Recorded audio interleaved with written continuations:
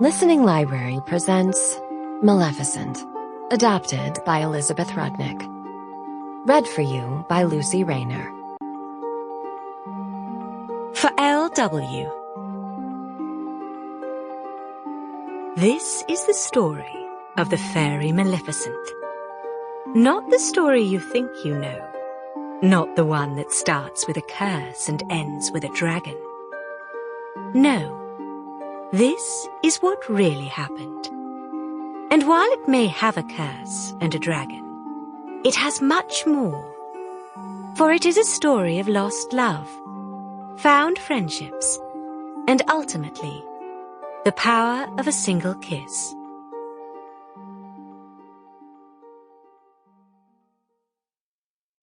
Prologue, Scottish Highlands. Late afternoon sun filtered across a wide expanse of thick grass, turning the green blades golden. In the sky, clouds moved slowly, their unhurried movements mimicking the fluffy white sheep in the field below.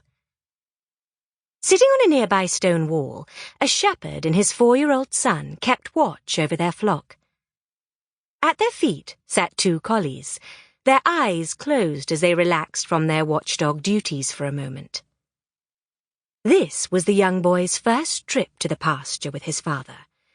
He had waited for this day forever, always the one left behind, while his brothers took the flocks farther and farther afield.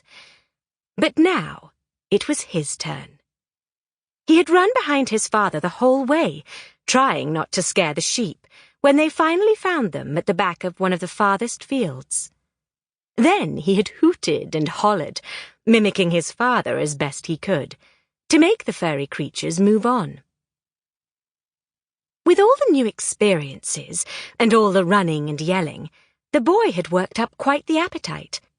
Supper had been quickly devoured, and now he took a big bite of his sweet cake. Crumbs fell onto his lap as he enjoyed the treat. Noticing his father had placed his own treat on the ground next to him, the young boy cocked his head. "You don't want your sweet cake, Papa?" he asked. "I'm leaving it there for the fair folk," the shepherd answered, his weathered face serious. Wasting a treat? The young boy had never heard of such a thing. "Why?" he asked. Smiling at his son's inquisitive nature, the father answered, "To thank them for making the grass grow tall and helping the flowers bloom. To show that we mean them no harm." But that was not enough of an answer for the boy. He had more questions. "Why do they do that? What would we harm them for?" he asked, his tiny voice full of confusion. Before saying anything, the shepherd smoothed the dirt beneath him with his worn boot. The soles were brown with the earth of the fields, and the tips were faded. Times had been tough of late, with King Henry demanding more and more of their crops and sheep every year. Things like boots, hope, and dirt were what the farmer held on too tight now. "They're part of nature. They care to the plants, the animals, even the air itself," he went on as he scooped up a handful of loose dirt and slowly made a soil wreath around the treat. "But not all humans appreciate them. Some people attack their land, wanting to reap the benefits of all the natural treasures. Aye, there have been many pointless wars between greedy humans and the fair folk. No matter how many times both sides strive for peace, we always seem to be on the brink of another." The shepherd looked into the distance wistfully. This was too much for the boy to handle. His father was talking gibberish. Whenever he said silly things, his mother would cuff him upside the head and send him out to the barn to clean the stalls. But since he couldn't do that to his own father, he just asked, "Why are you doing that with the dirt?" "It's a sign of respect," the father answered matter-of-factly. "We want the fair folk to know it is safe for them to eat it. We don't want them thinking we've tried to poison them. Fairies can be quite mean if they're provoked." Standing up, he whistled to the dogs and began to walk home. Behind him, the boy sat on the wall, his mind racing.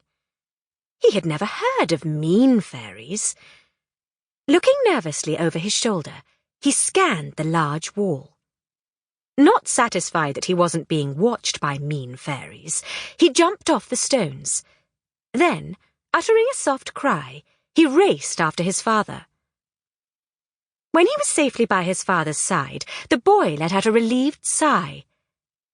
He began to look around the fields, eager to catch sight of one of the fair folk. As they moved down the hill, herding the sheep toward their farmhouse, which was just a spot in the distance, the young boy peered up at the sky and down at the ground. Spotting something green on a nearby flower, he stopped and pointed it out to his father. "Is that one of the fair folk?" he asked hopefully. The shepherd shook his head. "No," he answered. "That's a grasshopper." Pointing at another flower, the boy once again asked, "Is that one?" Once again, the shepherd shook his head. "No, that's a dragonfly," he said. Realizing that until he gave his son more information, there would be many more questions, the shepherd added, "Not all of the fair folk are small. Some are as big as we are. Some have wings and some don't. But they all have pointy ears." Reaching up, the boy rubbed his own ears. His eyes grew wide. "Papa!" he shouted. "I think I'm one!" Stifling a chuckle, the shepherd stopped and turned toward his son. "Let me see those ears," he said, gently examining the boy's head. "No, not pointy."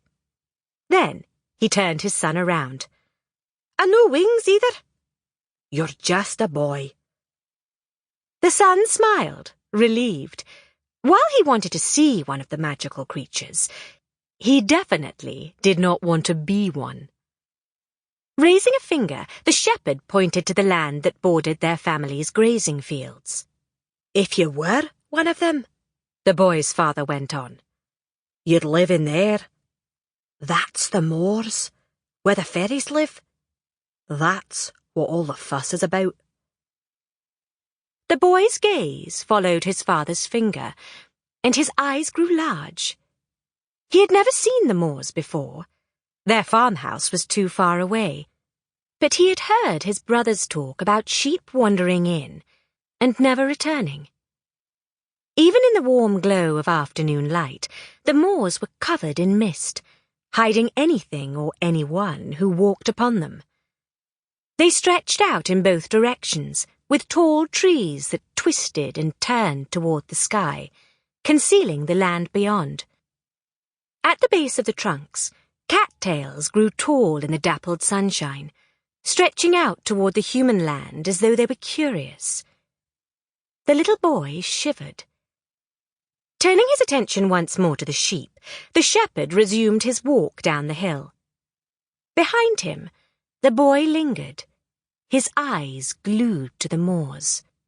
He could just make out food on the ground, along with totems and talismans that swung from the branches of the trees that edged the fairyland.